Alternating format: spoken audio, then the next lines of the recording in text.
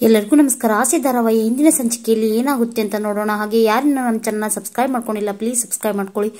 ಸಂಚಿಕೆ ಶುರುವಿನಲ್ಲಿ ಮೀನಾಗೆ ಕಾಫಿ ಕೊಡ್ತಾ ಲಕ್ಕಿ, ನೋಡು ಮೀನಾ, ಒಂದ್ ಮನೆಗೆ ಸೊಸೆಯಾಗಿ ಬಂದ್ಮೇಲೆ ಎಲ್ಲಾನು ಅನುಸರಿಸ್ಕೋಬೇಕು, ಅದನ್ನ ನಾನು ಒಪ್ಕೋತೀನಿ. ಆದ್ರೆ ಅತ್ತೆ ಇರೋ ಮನೆಯಲ್ಲಿ ನೀನ್ ಯಾವ್ದಕ್ಕೂ ಸೋಲ್ಬಾರ್ದು, ಇಲ್ಲ ಅಂದ್ರೆ ನಿನ್ನ ಎಲ್ಲರೂ ಕೇವಲವಾಗಿ ನೋಡೋಕೆ ಶುರು ಮಾಡ್ತಾರೆ. ಹಾಗೇನಿಲ್ಲ ಅಜ್ಜಿ, ಶ್ರುತಿ ಅವರು ನನ್ನ ಸ್ವಂತ ಅಕ್ಕ ರೀತಿ ನೋಡ್ತಾ ಇದ್ದಾರೆ ಅಂತ ಹೇಳಿದಾಗ, ಹಾಗಾದ್ರೆ ರೋಹಿಣಿ ಅಂತ ಕೇಳ್ತಾಳೆ ಅಜ್ಜಿ. ಆದ್ರೆ ಅವರು ನನ್ನ ಯಾವ ರೀತಿ ಒಪ್ಕೊಂಡಿದ್ದಾರೆ ಗೊತ್ತಿಲ್ಲ, ಒಂದೊಂದ್ಸಲ ಒಂದೊಂದ್ ರೀತಿ ನಡ್ಕೋತಾರೆ ನನ್ನ ಹತ್ರ ಅಂತ ಹೇಳಿ ಮೀನಾ ಹೇಳಿದಾಗ, ಯಾರು ಹೇಗಾದ್ರೂ ಅನ್ಕೊಳ್ಳಿ ಕಣೆ, ನೀನ್ ಮಾತ್ರ ನಿನ್ ಸ್ವಾಭಿಮಾನನ ಬಿಟ್ಕೊಡ್ಬೇಡ, ಇಲ್ಲ ಅಂದ್ರೆ ಎಲ್ಲರ ಕಣ್ಣಲ್ಲೂ ಕೇವಲವಾಗಿ ಕಾಣ್ತೀಯ, ನೀನು ಹಾಗೆ ರೂಮ್ನು ಬಿಟ್ಕೊಡ್ಬೇಡ ಅಂತ ಹೇಳಿ ಅಜ್ಜಿ ಮೀನಾಗೆ ಬುದ್ಧಿವಾದ ಹೇಳ್ತಾ ಇರ್ತಾರೆ. ಈ ಕಡೆ ಮನೋಜ ಪರ್ಚೇಸ್ ಮಾಡ್ಬೇಕಂತಿರೋ ಶೋರೂಮ್ಗೆ ಮನೋಜನ್ ಪಾರ್ಕ್ ಫ್ರೆಂಡು ಹಾಗೂ ರೋಹಿಣಿ ಜೊತೆ ಪೂಜಾನು ಬಂದು ಎಲ್ಲರೂ ಸೇರಿ ಶೋರೂಮ್ ನ ನೋಡ್ತಾ ಇರ್ತಾರೆ.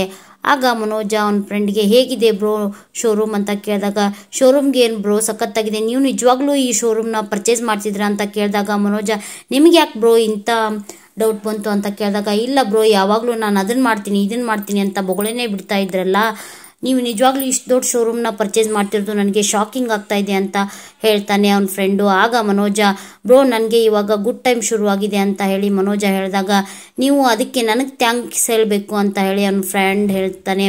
ನಿಮ್ಗ ಯಾಕೆ ಬ್ರೋ ಅಂತ ಹೇಳಿ ಮನೋಜ ಕೇಳಿದಾಗ, ಯಾಕಂದ್ರೆ ನಾನೇ ಅಲ್ವಾ ನಿಮ್ಮನ್ನ ಸ್ವಾಮೀಜಿ ಕಡೆ ಕರ್ಕೊಂಡು ಹೋಗಿದ್ದು, ಅದಕ್ಕೆ ಅವಾಗ ತಾನೇ ನೀವು ಅವ್ರು ಹೇಳಿದ ವ್ರತನ ಮಾಡಿ ನಿಮ್ಗೆ ಅಷ್ಟೊಂದು ದುಡ್ಡು ಬಂದು ಈ ಶೋರೂಮ್ ನ ಪರ್ಚೇಸ್ ಮಾಡೋಕ್ಕಾಗಿದ್ದು ಅಂತ ಹೇಳಿ ಅವನ ಫ್ರೆಂಡ್ ಹೇಳಿದಾಗ, ಬ್ರೋ ಆ ವ್ರತ ಅರ್ಧಕ್ಕೆ ನಿಂತು ಹೋಯ್ತಲ್ಲ ಅಂತ ಹೇಳಿ ಮನೋಜ ಹೇಳ್ತಾ ಇರ್ತಾನೆ.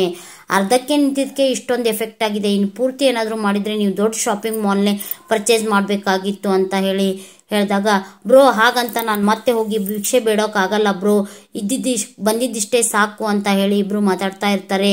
ಈ ಕಡೆ ಪೂಜಾನು ಶೋರೂಮ್ ನ ನೋಡ್ತಾ ಇರ್ತಾಳೆ. ಆಗ ರೋಹಿಣಿ, ಹೇಗಿದೆ ಶೋರೂಮ್ ಅಂತ ಕೇಳಿದಾಗ, ಶೋರೂಮ್ಗೇನೆ ತುಂಬಾ ಚೆನ್ನಾಗಿದೆ, ಆದ್ರೆ ನೀನ್ ಇದ್ರ ಜೊತೆ ಇನ್ನೊಂದು ಕೆಲಸನೂ ಮಾಡ್ಬೋದು, ಏನೇ ಅದು ಅಂತ ಕೇಳಿದಾಗ, ಆನ್ಲೈನ್ ಅಲ್ಲಿ ಫ್ರಾಡ್ ಕೆಲಸ ಯಾವ ರೀತಿ ಮಾಡೋದು ಅಂತ ಹೇಳ್ಕೊಡ್ಬೋದು, ತುಂಬಾ ಚೆನ್ನಾಗಿರುತ್ತೆ ಅಂತ ಹೇಳಿ ಪೂಜಾ ಹೇಳ್ತಿರ್ತಾಳೆ. ಆಗ ರೋಹಿಣಿಗೆ ಕೋಪ ಬರುತ್ತೆ.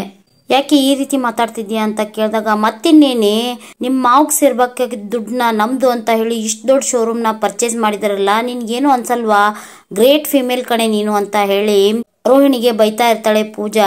ಆಗ ರೋಹಿಣಿ, ಮತ್ತಿನ್ನೇನ್ ಮಾಡ್ಬೇಕಿತ್ತು, ಎಲ್ಲ ದುಡ್ಡನ್ನು ಅವ್ರು ಕೊಟ್ಟು ಕೈ ಮುಗಿಬೇಕಿತ್ತ, ನೋಡು ಪೂಜಾ, ದೇವ್ರು ನಮ್ಗೆ ಒಂದು ಅವಕಾಶ ಕೊಟ್ಟಿರ್ತಾನೆ, ಅದನ್ನ ನಾವು ಸರಿಯಾಗಿ ಯೂಸ್ ಮಾಡ್ಕೋಬೇಕು, ಮುಂದೆ ಮನೋಜ್ಗೆ ಏನಾದ್ರೂ ಸಕ್ಸಸ್ ಸಿಕ್ಕಿದ್ರೆ ನಮ್ ಲೈಫೇ ಸೆಟ್ಲ್ ಆಗುತ್ತೆ ಕಣೆ ಅಂತ ಹೇಳ್ತಾ ಇರ್ತಾಳೆ. ಆಗ ಪೂಜಾ, ನಿನ್ ಬಗ್ಗೆ ಎಲ್ಲ ನಿಜಾಂಶನು ಗೊತ್ತಾದ್ರೆ ಏನ್ ಮಾಡ್ತೀಯಾ ಅಂತ ಕೇಳಿದಾಗ, ಲೇ ಈಗ ನಾನು ಮನೋಜನ್ ಜೊತೆಗೆ ನಿಂತ್ರೆ ಅವ್ರ ಮುಂದೆ ನನಗೆ ಸಮಸ್ಯೆ ಆದಾಗ ನನ್ನ ಜೊತೆ ನಿಲ್ತಾರ ಕಣೆ, ಆ ಭರವಸೆ ನಂಗಿದೆ ಅಂತ ಹೇಳಿದಾಗ, ಏನೋಪ್ಪ ಅಂತ ಹೇಳಿ ಪೂಜಾ ಹೇಳ್ತಿರ್ತಾರೆ. ಆಗ ಅಲ್ಲಿಗೆ ಮನೋಜ್ ಹಾಗೂ ಅವನ ಫ್ರೆಂಡು ಬರ್ತಾರೆ. ಈ ಕಡೆ ಓನರ್ ಬಂದು, ನೋಡಿ ಇನ್ನೆರಡು ದಿನದಲ್ಲಿ ಪ್ರೊಸೀಜರ್ ಎಲ್ಲ ಕಂಪ್ಲೀಟ್ ಆಗುತ್ತೆ, ನೀವು ಪೂಜೆನ ಗ್ರ್ಯಾಂಡ್ ಆಗಿ ಇಟ್ಕೊಳ್ಳಿ, ಅಂದ್ರೆ ನಿಮ್ಗೆ ಸಕ್ಸಸ್ ಸಿಗುತ್ತೆ, ಯಾವುದೇ ಕೆಲಸದಲ್ಲಿ ಶ್ರದ್ಧೆ ಇದ್ರೆ ಯಶಸ್ಸು ಕಂಡೇ ಕಾಣ್ತೀರಾ ಅಂತ ಹೇಳ್ತಿರುವಾಗ ರೋಹಿಣಿ, ಸರ್ ನಾವು ಅಂಗಡಿಗೆ ಶೋರೂಮ್ಗೆ ಬೇರೆ ಹೆಸರು ಇಡಬೇಕು ಅಂತ ಮಾಡಿದೀವಿ ಅಂತ ಹೇಳಿದಾಗ, ನೀವು ಪರ್ಚೇಸ್ ಮಾಡ್ತಿದ್ದೀರಾ, ನೀವು ಯಾವ ಬೇಕಾದ್ರೂ ಹೆಸರು ಇಟ್ಕೋಬಹುದು ಅಂತ ಹೇಳಿ ಓನರ್ ಹೇಳ್ತಾರೆ. ಆಗ ಪೂಜಾ, ಯಾವ ಹೆಸರು ಇಡಬೇಕು ಅಂತ ಮಾಡಿದಿರಿ ಅಂತ ಕೇಳಿದಾಗ, ನಮ್ಮ ಅತ್ತೆ ಹೆಸರು ಅಂತ ಹೇಳಿ ರೋಹಿಣಿ ಹೇಳ್ತಾಳೆ. ಆಗ ಮನೋಜನ್ ಫಾರ್ಕ್ ಫ್ರೆಂಡು, ಪೂಜೆಗೆ ಇನ್ನೆಷ್ಟು ದಿನ ಅಂತ ಕೇಳಿದಾಗ, ನೆಕ್ಸ್ಟ್ ವೀಕ್ ಅಂತ ಹೇಳಿ ಮನೋಜ ಹೇಳ್ತಾನೆ. ಯಾರಾದ್ರೂ ಸೆಲೆಬ್ರಿಟಿನ ಕರೆದ್ರೆ ಗ್ರ್ಯಾಂಡ್ ಓಪನಿಂಗ್ ಮಾಡಿಸಿದ್ರೆ ನಿಮ್ಮ ಶೋರೂಮ್ನು ಅಡ್ವರ್ಟೈಸ್ಮೆಂಟ್ ಆಗುತ್ತೆ ಅಂತ ಹೇಳಿ ಮನೋಜ್ಗೆ ಹೇಳ್ತಾ ಇರ್ತಾನೆ. ನಾನು ಅದನ್ನೇ ಯೋಚನೆ ಮಾಡ್ತಾ ಇದ್ದೀನಿ ಅಂತ ಮನೋಜ್ ಹೇಳ್ತಾರೆ. ಈ ಕಡೆ ಮನೋಜ ಮಾತಾಡ್ತಾ ಓನರ್ ಚೇರ್ಗೆ ಬಂದು ಕುತ್ಕೊಂತಾನೆ. ಆಗ ಅವನ ಫ್ರೆಂಡು, ಬ್ರೋ ನೀವು ಹೇಳಿದ್ರಲ್ಲ ಕೂತ್ಕೊಂಡು ದುಡ್ಡು ಎಣಿಸೋ ಕೆಲಸ ಅದೇ ರೀತಿ ಸಿಕ್ಕಿದೆ ನಿಮ್ಗೆ ಅಂತ ಹೇಳಿದಾಗ ಖುಷಿ ಪಡ್ತಾ ಇರ್ತಾರೆ. ಆಗ ಅವನ ಫ್ರೆಂಡು, ಬ್ರೋ ಇದು ಓನರ್ ಚೇರು ಹೇಳಿ ಅಂತ ಹೇಳಿದಾಗ, ನಾನೇ ಓನರ್ ಇದಕ್ಕೆ ಅಂತ ಹೇಳಿ ಮನೋಜ್ ಹೇಳ್ತಾನೆ. ಆಗ ಅವನ ಫ್ರೆಂಡು, ಇದು ಇನ್ನೂ ನಿಮ್ ಕೈಗೆ ಬಂದಿಲ್ಲ, ಇನ್ನೂ ಅವರೇ ಓನರ್ ಅಂತ ಹೇಳಿದಾಗ, ತಗೊಂತೀನಲ್ಲ ನಾನೇ ಓನರ್ ಅಂತ ಹೇಳ್ತಾ ಇರ್ತಾನೆ. ಈ ಕಡೆ AC ಆನ್ ಮಾಡಿ ಬೆಡ್ ಮೇಲೆ ಬ್ಲಾಂಕೆಟ್ ಹೊತ್ಕೊಂಡು ಆರಾಮಾಗಿ ಮಲ್ಕೊಂಡಿರೋ ಮನೋಜನ್ನ ನೋಡ್ದಂತ ರೋಹಿಣಿ, ಮನೋಜ್ ಏನ್ ಮಾಡ್ತಾ ಇದ್ದೀರಾ ನೀವು ಅಂತ ಕೇಳ್ತಾಳೆ. ರೋಹಿಣಿ, AC ಆನ್ ಮಾಡ್ಕೊಂಡು ಬ್ಲಾಂಕೆಟ್ ಹೊತ್ಕೊಂಡು ಮಾಡ್ಕೊಂಡ್ರೆ ಸೀದಾ ಸ್ವರ್ಗಕ್ಕೆ ಹೋದಂಗಿರುತ್ತೆ, ಎಷ್ಟ್ ಚೆನ್ನಾಗಿರುತ್ತೆ ಗೊತ್ತಾ ಅಂತ ಕೇಳಿದಾಗ, ಹೌದೌದು ನಮಗೆ ಇವಾಗ ಸಿಕ್ಕಿರೋದು ನರಕದ ಟಿಕೆಟ್ ಅಂತ ಹೇಳ್ತಾಳೆ ರೋಹಿಣಿ. ಏನ್ ಮಾತಾಡ್ತಿದ್ದೀರಾ ರೋಹಿಣಿ ಅಂತ ಮನೋಜ್ ಕೇಳ್ತಾನೆ. ಮನೋಜ್, ನಿಮ್ಗೆ ಅಜ್ಜಿ ಹೇಳಿದ್ದು ನೆನಪಿಲ್ವಾ, ಇವತ್ತು ಈ ರೂಮ್ ಅಲ್ಲಿ ಮಲಗಬೇಕಾಗಿರೋದು ಸೂರ್ಯ ಮೀನಾ ಅವರು, ನಾವಲ್ಲ ಅಂತ ಹೇಳಿದಾಗ, ಹಾಗಿದ್ರೆ ನಾವು ಹೊರಗೋಗಿ ಮಲಗಬೇಕಾ, ನನಗಂತೂ ಆಗಲ್ಲ, ಏನಾದ್ರೂ ಸುಳ್ಳು ಹೇಳಿ ಮ್ಯಾನೇಜ್ ಮಾಡು, ಮನೋಜನ್ಗೆ ಹುಷಾರಿಲ್ಲ ಅಂತ ಹೇಳು, ಈ ನೆಗಡಿ ಕೆಮ್ಮು ಜ್ವರ ಬೇಡ ಇವೆಲ್ಲ ಚಿಕ್ಕದಾಗಿರುತ್ತೆ, ಈ ಲಕ್ವ ಹೊಡೆದಿದೆ ಅಂತ ಹೇಳು ಅಂತ ಹೇಳಿದಾಗ ರೋಹಿಣಿಗೆ ಕೋಪ ಬಂದು ಮನೋಜನ್ಗೆ ಒಂದೇಟು ಹೊಡಿತಾಳೆ. ಏನ್ ಮನೋಜ್ ಈ ರೀತಿ ಎಲ್ಲ ಮಾತಾಡ್ತಿದ್ದೀರಾ, ನೋಡಿ ಮನೋಜ್ ಈ ನಿರ್ಧಾರನ ಅತ್ತೆ ಮಾವ ತಗೊಂಡಿದ್ರೆ ನಾನೇನೋ ಮಾತಾಡ್ತಿದ್ದೆ, ಆದ್ರೆ ನಿರ್ಧಾರನ ತಗೊಂಡಿದ್ದು ನಿಮ್ಮ ಅಜ್ಜಿ. ಅದ್ರಾಗ ಬೇರೆ ಹೊರಗಡೆ ಬಕಪಕ್ಷಿಗಳ ತರ ಆ ಸೂರ್ಯ ಮೀನಾ ಇಬ್ರು ಕಾಯ್ತಾ ಇದ್ದಾರೆ, ಬನ್ನಿ ಹೋಗಿ ಮಲ್ಗೋಣ ಅಂತ ಹೇಳ್ತಿರ್ತಾಳೆ. ನನಗದೆಲ್ಲ ಗೊತ್ತಿಲ್ಲ ರೋಹಿಣಿ, ನಾನಂತರೂ ಇಲ್ಲೇ ಮಲ್ಗೋದು, ಹೊರಗಡೆ ಚಳಿ ಇದೆ ಅಂತ ಹೇಳಿ ಮನೋಜ ಹಠ ಮಾಡ್ತಿರ್ತಾನೆ. ಈ ಕಡೆ ಹೊರಗಡೆ ಮೀನಾ ಹಾಸಿಗೆನ ಹಸ್ತಾ ಇರ್ತಾಳೆ. ಆಗ ಅದೇ ಸಮಯಕ್ಕೆ ಅಲ್ಲಿಗೆ ರವಿ ಶ್ರುತಿ ಬರ್ತಾರೆ. ಆಗ ಶ್ರುತಿ, ಮೀನಾ ಅವರೇ, ನಿಮ್ಗೆ ಇವತ್ತು ಅಜ್ಜಿ ಒಳಗಡೆ ಮಲ್ಗೋಕೆ ಹೇಳಿದ್ವಲ್ಲ ಅಂತ ಕೇಳಿದಾಗ, ಬೇಡ ಶ್ರುತಿ ಅವರೇ, ರೋಹಿಣಿ ಹಾಗೂ ಮನೋಜ್ ಅವರು ಒಳಗಡೆ ಮಲ್ಕೊಂಡಿದ್ದಾರೆ, ನಮ್ಮಿಂದ ಅವ್ರಿಗೆ ಯಾಕೆ ತೊಂದರೆ ಅಂತ ಹೇಳ್ತಿರುವಾಗ, ನೀವು ಹಾಗೆಲ್ಲ ಹೇಳೋ ಹಾಗೆ ಇಲ್ಲ, ಅಜ್ಜಿ ರೂಲ್ಸ್ ಮಾಡಿದ್ದು ನಿಮ್ಗೆ ಗೊತ್ತಿಲ್ವಾ, ನೀವು ಒಳಗಡೆ ಹೋಗಿ ಮಲ್ಕೊಳ್ಳಿ ಅಂತ ಹೇಳಿದಾಗ, ಬೇಡ ಶ್ರುತಿ ಅಂತ ಹೇಳಿ ಮೀನಾ ಹೇಳ್ತಿರ್ತಾಳೆ. ಪರವಾಗಿಲ್ಲ ಅತ್ತಿಗೆ ಅಂತ ಹೇಳಿ ರವಿನೂ ಹೇಳ್ತಾ ಇರ್ತಾನೆ. ಆಗ ಅಲ್ಲಿಗೆ ಅದೇ ಸಮಯಕ್ಕೆ ಸರಿಯಾಗಿ ಸೂರ್ಯ ಬರ್ತಾನೆ. ಆಗ ರವಿ ಶ್ರುತಿ ಬಾಯ್ ಗುಡ್ ನೈಟ್ ಅಂತ ಹೇಳಿ ಅಲ್ಲಿಂದ ಹೊರಡ್ತಾರೆ. ಈ ಕಡೆ ಸೂರ್ಯ, ಏನೇ ನಿನ್ಗೆ ಅಜ್ಜಿ ಹೇಳಿದ್ದು ನೆನಪಿಲ್ವಾ, ಒಳಗಡೆ ಆರಾಮಾಗಿ ಹಾಯಾಗಿ ಎಸಿ ಹಾಕೊಂಡು ಮಲ್ಕೊಳ್ಳೋಣ ಬಾ ಅಂತ.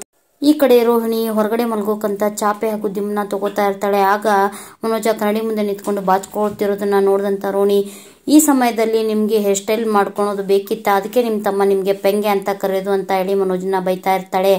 ಆಗ ಅದೇ ಸಮಯಕ್ಕೆ ಸೂರ್ಯ ಬಂದು ಬಾಗಿಲನ್ನ ತಟ್ಟಿ ಬಾಯ್ ಮಾಡ್ತಾ ಇರ್ತಾನೆ. ಆಗ ಕೋಪಗೊಂಡ ರೋಹಿಣಿ ಹಾಸಿಗೆನ ಅಲ್ಲೇ ಹೋಗುದು, ಏನ್ರಿ ನಿಮ್ಗೆ ಮ್ಯಾನರ್ಸ್ ಇಲ್ವಾ, ಯಾಕೆ ಕಿರ್ಚ್ತಾ ಇದ್ದೀರಾ ಅಂತ ಹೇಳಿ ಸೂರ್ಯಂಗೆ ಬೈತಾ ಇರ್ತಾಳೆ. ಆಗ ಅಜ್ಜಿ ಹೇಳಿದ್ದು ನಿಮ್ಗೆ ಗೊತ್ತಿಲ್ವಾ, ಹೊರಗಡೆ ಬಂದು ಬಿತ್ಕೊಳ್ಳಿ ಅಂತ ಹೇಳಿ ಸೂರ್ಯ ಬೈತಾ ಇರ್ತಾನೆ. ಆಗ ಅಲ್ಲಿಗೆ ಲಕ್ಕಿ, ರಂಗನಾಥ್, ಶಾಂತಿ ಹಾಗೂ ಮನೆಯವರೆಲ್ಲರೂ ಕೂಡ್ತಾರೆ.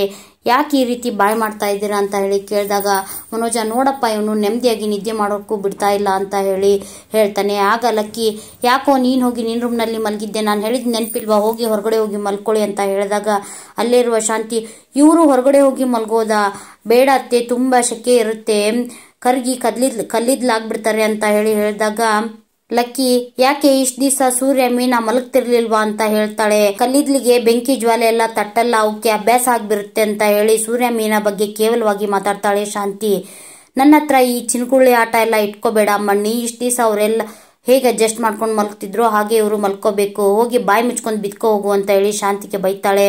ಹಾಗೆ ನೀವಿಬ್ರು ಹೊರಗಡೆ ಹೋಗಿ ಮಲ್ಕೊಳ್ಳಿ ಅಂತ ಹೇಳಿ ಹೇಳ್ತಿರುವಾಗ, ತುಂಬಾ ಶೆಕೆ ಇದೆ ಅಜ್ಜಿ ಅಂತ ಹೇಳಿ ಮನೋಜ ಗೋಗರ್ತಿರ್ತಾನೆ. ಆಗ ಶ್ರುತಿ, ನಮ್ಮಮ್ಮಂಗೆ ಹೇಳ್ಬಿಟ್ರೆ ಈಗಲೇ ಒಂದು ಎಸಿ ಕಳ್ಸಿಕೊಟ್ಬಿಡ್ತಾರೆ ಅಂತ ಹೇಳಿ ಹೇಳ್ತಾಳೆ. ಆಗ ರಂಗನಾಥ್ ಅವರು, ಬೇಡಮ್ಮ ಇದೆಲ್ಲ ಚೆನ್ನಾಗಿರಲ್ಲ, ನಮ್ಗೆ ಏನೇ ಬೇಕೆಂದ್ರು ನಾವೇ ದುಡ್ದು ಸಂಪಾದನೆ ಮಾಡಬೇಕು, ತುತ್ತನ್ನಕ್ಕೆ ಬೇರೆಯವ್ರಿಗೆ ಕೈ ಚಾಚಬಾರ್ದು, ಯಾವತ್ಲೂ ನಾವು ನಮ್ಮ ಸ್ವಾಭಿಮಾನನ ಬಿಟ್ಕೊಡ್ಬಾರ್ದು ಅಂತ ಹೇಳಿ ರಂಗನಾಥ್ ಅವರು ಹೇಳ್ತಾ ಇರ್ತಾರೆ. ರಂಗನಾಥ, ನಡಿ ಮಲ್ಕೋಣ, ಮಲ್ಗೋ ಹೋಗು ಅಂತ ಹೇಳಿ ಹೇಳ್ತಾ ಶಾಂತಿಗೆ ಹೋಗಿ ಬಿದ್ಕೋ ಹೋಗು ಅಂತ ಹೇಳ್ತಾ ಇರ್ತಾಳೆ. ಈ ಕಡೆ ಹಾಲಲ್ಲಿ ರೋಹಿಣಿ ಮಲ್ಗೋಕಂತ ಚಾಪೆ ಹಾಸಿ ಸಿದ್ಧ ಮಾಡ್ತಾ ಇರ್ತಾಳೆ. ಆಗ ಮನೋಜನ್ಗೆ ಬಂದ್ ಹೆಲ್ಪ್ ಮಾಡಿ ಅಂತ ಹೇಳಿದಾಗ, ನನಗೇನು ಹೆಲ್ಪ್ ಆಗಲ್ಲ, ನನಗೆ ನಿದ್ದೆನೆ ಬರ್ತಾ ಇಲ್ಲ ಅಂತ ಹೇಳಿ ಗೊಣಗಾಡ್ತಾ ಇರ್ತಾನೆ ಮನೋಜ. ನೋಡಿ ಮನೋಜ್, ಇದು ಒಂದೇ ವಾರ ಅಡ್ಜಸ್ಟ್ ಮಾಡ್ಕೊಳ್ಳಿ, ಹೇಗಾದ್ರೂ ಇದು ನಮ್ ನಿರ್ಧಾರ ಅಲ್ಲ, ಅಜ್ಜಿ ನಿರ್ಧಾರ ಅಲ್ವಾ, ಅದನ್ನ ಕೇಳಲೇಬೇಕು, ಹೇಗಾದ್ರೂ ಅಡ್ಜಸ್ಟ್ ಮಾಡ್ಕೊಳ್ಳಿ ಮನೋಜ್ ಅಂತ ಹೇಳಿ ಮನೋಜನ್ಗೆ ಕನ್ವಿನ್ಸ್ ಮಾಡ್ತಾ ಇರ್ತಾಳೆ ರೋಹಿಣಿ.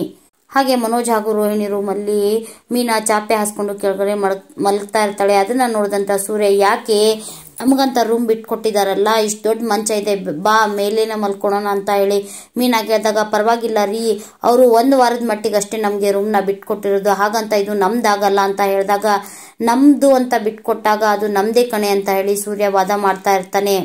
ಆಗ ಪದೇ ಪದೇ ಮನೋಜ ರೂಮ್ಗೆ ಬಂದು ತಟ್ಟಿ ಪದೇ ಪದೇ ಚಾರ್ಜರ್ ಬೇಕು, ಅದನ್ ಬೇಕು, ಇದನ್ ಬೇಕು ಅಂತ ಹೇಳಿ ಸೂರ್ಯನ್ಗೆ ಇರಿಟೇಟ್ ಮಾಡ್ತಾ ಇರ್ತಾನೆ. ಹೀಗೆ 2-3 ಸಲ ಬಂದು ರೂಮ್ ಬಂದು ಬ್ಲಾಂಕೆಟ್ ಹಾಗೂ ಚಾರ್ಜರ್ನ ತಗೊಂಡು ಹೋಗ್ತಾ ಇರ್ತಾನೆ. 3ನೇ ಸಲ ಸೂರ್ಯ ಕೋಪಗೊಂಡು ಮನೋಜ್ ಹಾಗೂ ರೋಹಿಣಿಗೆ ಸಂಬಂಧಪಟ್ಟ ಎಲ್ಲ ವಸ್ತುಗಳನ್ನು ಒಂದು ಬ್ಲಾಂಕೆಟ್ ಒಳಗಡೆ ಹಾಕಿ, ಇನ್ನೊಂದ್ಸಾರಿ ಬಾಗಿಲು ತಟ್ಟಿದ್ರೆ ಚೆನ್ನಾಗಿರಲ್ಲ ಅಂತ ಹೇಳಿ ಮನೋಜನ್ಗೆ ಬೈದು ಅದನ್ನೆಲ್ಲ ಕೊಟ್ಟು ಅಲ್ಲಿಂದ ಕಳಿಸ್ತಾನೆ. ಹಾಗೆ ಈ ಕಡೆ ಮನೋಜ್ ಅದನ್ನೆಲ್ಲ ತಂದು, ರೋಹಿಣಿ ನನಗೆ ನಿದ್ದೆನೆ ಬರ್ತಾ ಇಲ್ಲ ಅಂತ ಹೇಳಿದಾಗ ಮನೋಜ್, ಪ್ಲೀಸ್ ಇದೊಂದು ವಾರ ಅಡ್ಜಸ್ಟ್ ಮಾಡ್ಕೊಳ್ಳಿ, ಮುಂದಿನ ವಾರ ಶ್ರುತಿ ಸರ್ದಿ ಇರುತ್ತೆ, ಅವಳಿಗೆ ಕೆಳಗಡೆ ಮಲ್ಗೋಕೆ ಆಗಲ್ಲ, ಆವಾಗ ಈ ಪ್ರಾಬ್ಲಮ್ಗೆ ಒಂದು ಸೊಲ್ಯೂಷನ್ ಕಂಡು ಹಿಡಿಯೋಣ ಅಂತ ಹೇಳ್ತಾ ಇರ್ತಾಳೆ. ನೋಡ್ ರೋಹಿಣಿ, ನಮ್ ಬಿಸ್ನೆಸ್ ಎಲ್ಲ ಇಂಪ್ರೂವ್ ಆದ್ಮೇಲೆ ನಾವು ಮೊದಲು ಒಂದು ಫ್ಲಾಟ್ ತಗೊಳೋಣ, ನಮಗಂತ ಒಂದು ಮನೆ ಇದ್ರೆ ನಮ್ಮನ್ನ ಯಾರು ಅಲ್ಲಿಂದ ಹೊರಗಡೆ ಹಾಕೋಕ್ಕಾಗಲ್ಲ ಅಂತ ಹೇಳಿದಾಗ, ಹ್ಞೂ ಮನೋಜ್, ಯೋಚನೆ ಮಾಡೋಣ ಅಂತ ಹೇಳಿ ರೋಹಿಣಿ, ನನಗೆ ನಿದ್ದೆ ಬರ್ತಾ ಇದೆ, ನಾನು ಮಲ್ಕೋತೀನಿ ಅಂತ ಹೇಳಿ ಮಲ್ಕೋತಾಳೆ. ಆದ್ರೆ ಮನೋಜ್ ಈ ಕಡೆ ಒದ್ದಾಡ್ತಾ ಇರ್ತಾನೆ ನಿದ್ದೆ ಮಾಡೋಕಾಗ್ದಾನೆ. ಹಾಗೆ ಮೀನಾ, ರೀ ನೀವು ಮೇಲ್ಗಡೆ ಮಲ್ಕೊಳ್ಳಿ, ನಾನು ಇಲ್ಲೇ ಮಲ್ಕೊಳ್ತೀನಿ ಅಂತ ಹೇಳಿ ಹಠ ಮಾಡ್ತಾ ಇರ್ತಾಳೆ. ಆಗ ಸೂರ್ಯ ತಾನೂ ಸಹ ಕೆಳಗಡೆ ಚಾಪೆ ಹಾಸ್ಕೊಂಡು ಇಬ್ರು ಸೇರಿ ಒಟ್ಟಿಗೆ ಮಲಗ್ತಾ, ನನ್ಗೆ ನೀನಿಲ್ದನೆ ನಿದ್ದೆನೆ ಬರಲ್ಲ ಕಣೆ ಅಂತ ಹೇಳಿ ನಗ್ತಾ ಇಬ್ರು ಅಲ್ಲೇ ಕೆಳಗಡೆ ಮಲ್ಕೋತಾರೆ. ಈ ಕಡೆ ಮರುದಿನ ಬೆಳಗ್ಗೆ ಎಲ್ಲರೂ ಟಿಫನ್ ತಿರ್ತಾ ಇರ್ತಾರೆ. ಆಗ ಮನೋಜ ತುಗುಡಿಸ್ತಾ ಇರ್ತಾನೆ. ಅದನ್ನ ನೋಡಿದಂತ ಸೂರ್ಯ ಅಪಯ್ಯ ಅಂತ ಜೋರಾಗಿ ಕಿರಿಸ್ತಾನೆ. ಆಗ ರಂಗನಾಥ್ ಅವರು ಯಾಕೋ ಏನಾಯ್ತು ಅಂತ ಕೇಳಿದಾಗ ನೀನ್ ಲೆಫ್ಟ್ ಸೈಡ್ ಕಡೆ ನೋಡಪ್ಪ ಅಂತ ಹೇಳಿ ನೋಡಿದಾಗ ಮನೋಜ ತುಗುಡಿಸ್ತಾ ಇರೋದನ್ನ ರಂಗನಾಥ್ ಹಾಗೂ ಮನೆಯವರೆಲ್ಲರೂ ನೋಡ್ತಾ ಇರ್ತಾರೆ. ಆಗ ಸೂರ್ಯ ಅಪ್ಪ ನೋಡಪ್ಪ ತಿಂಡಿನ ಪ್ಲೇಟಿಗೆ ಹಾಕಿದ ತಕ್ಷಣ ಗಬರ್ ಅಂತ ತಿಂತಾ ಇರೋನು ಹೀಗೆ ಯಾವ ರೀತಿ ತುಗುಡಿಸ್ತಾ ಇದ್ದಾನೆ ಅಂತ ಹೇಳಿದಾಗ ಅಲ್ಲೇ ಇರುವ ರೋಹಿಣಿ ಮನೋಜನ್ಗೆ ತಿವಿತಾ ಮನೋಜ್ ಅಂತ ಜೋರಾಗಿ ಕರೀತಾಳೆ. ಆಗ ಮನೋಜ ನಿದ್ದೆಗಣ್ಣಲ್ಲಿ ಬನ್ನಿ ಸರ್ ಪ್ಲೀಸ್ ಬನ್ನಿ, ನಮ್ಮಲ್ಲಿ ಟಿವಿ, ವಾಷಿಂಗ್ ಮಿಷಿನ್, ಬೆಡ್, ಕಾಟ ಎಲ್ಲ ಇದೆ, 65 ಇಂಚಿನ ದೊಡ್ಡ ಟಿವಿನೂ ಬಂದಿದೆ, ಎಲ್ಲ ಡಿಸ್ಕೌಂಟ್ ಪ್ರೈಸಲ್ಲಿ ಹಾಕ್ಕೊಡ್ತೀನಿ ಅಂತ ಹೇಳಿ ನಿದ್ದೆಗಣ್ಣಲ್ಲೇ ಕನ್ವರ್ಸ್ತಾ ಇರ್ತಾನೆ. ಅದನ್ನ ಕೇಳಿದಂತ ಎಲ್ಲರೂ ಮನೆಯವರು ನಗ್ತಾ ಇರ್ತಾರೆ. ಇಲ್ಲಿಗೆ ಆಸೆ ಧಾರಾವಾಹಿಯ ಇಂದಿನ ಸಂಚಿಕೆ ಮುಕ್ತಾಯವಾಗುತ್ತೆ. ಆಸೆ ಧಾರಾವಾಹಿಯನ್ನು ವಿವರವಾಗಿ ವೀಕ್ಷಿಸಲು ಪ್ಲೀಸ್ ನಮ್ಮ ಚಾನಲ್ನ ಸಬ್ಸ್ಕ್ರೈಬ್ ಮಾಡ್ಕೊಳ್ಳಿ. ಹಾಗೆ ನಮ್ಮ ವಿಡಿಯೋಗಳು ನಿಮಗೆ ಇಷ್ಟ ಆಗ್ತಿದ್ರೆ ಪ್ಲೀಸ್ ಒಂದು ಲೈಕ್ ಕೊಡಿ.